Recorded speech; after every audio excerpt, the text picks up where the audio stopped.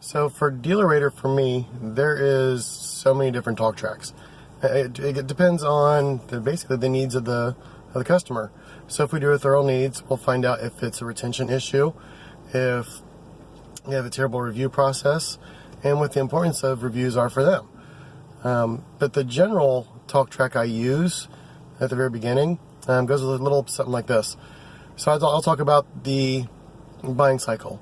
So back in the day, 10, 20 years ago, the way people bought cars is they would maybe look at the paper, call a dealership, and visit multiple lots. And that nowadays it's changed drastically, especially with the internet. So they use 18 different touch points typically. So when they decide they want to buy the car, they'll go on the internet, they'll look at the manufacturer's website, they'll go to the third-party websites to figure out price points and what kind of car they want to buy, where the inventory is. They might get on Facebook and ask their friends their opinions, and they might go to the dealership's website. But the last thing they do is they'll actually go to look at reviews. So 91% of the people who buy cars, pretty much the last thing they do is look at reviews to figure out where they're going to buy it at. So it's definitely important to have reviews out there, a good review process, and to reply to all good and bad reviews. The one thing that hasn't changed over the years is the perception of salespeople. They're all crooks. I mean, everybody thinks that, and it's always been that way. DealerRater helps change that.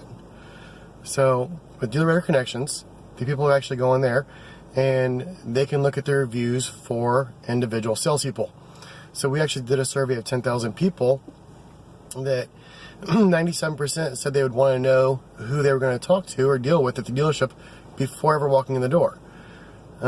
It's definitely what it does. It helps build a relationship with the salesperson before they even come there, helps build that trust, and then it also speeds up the sales process. A couple of things that DealerRater helps with the dealership is it helps you get more reviews faster.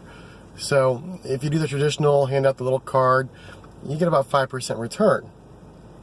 But when your salespeople are using lot shots, sending that either an email or text with the photo over to the customer, we're seeing about a 30% return rate, which is huge. I mean, a big difference.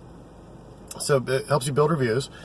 On the employee side, we found that certified salespeople compared to non-certified, non-certified turn at about a 67% rate, which is expensive to hire new people. And it costs you revenue, especially if it's a lot of one of your top guys. DealerRater certified salespeople only turn at a rate of 19%. So a huge difference. It's going to save you a lot of money on hiring new people. Your customers will be happier. And then finally, the other thing it's going to help out with is your responding to reviews. We have a 360 dashboard, which will aggregate all the reviews from around the internet, so Yelp, everything else.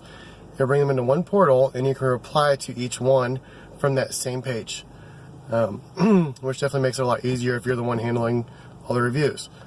And the final thing it's going to help out with is pushing those reviews out to multiple areas. So it's not just on DealerRater. It'll go onto Cars.com, KBB, Edmunds, Facebook, and then also possibly Google, Yelp. So it's not just the one review. When they send it out, it's going out to multiple places. Now, the talk track for someone who already has DealerRater, quite a bit different.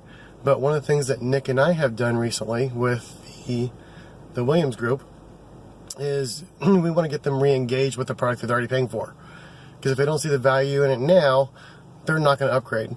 So we started doing trainings at each of the stores and then finding out who that point person is who's replying to all the reviews. The 2 stores we've done it at so far, we talk about the 360 dashboard and they love it. So we'll be getting hopefully the go ahead from Mike Spiegel to upgrade the 3 stores based off of just that dashboard. That's basically it. Again, each talk track is different, and it's all based off the needs analysis and what we uncover. See you guys.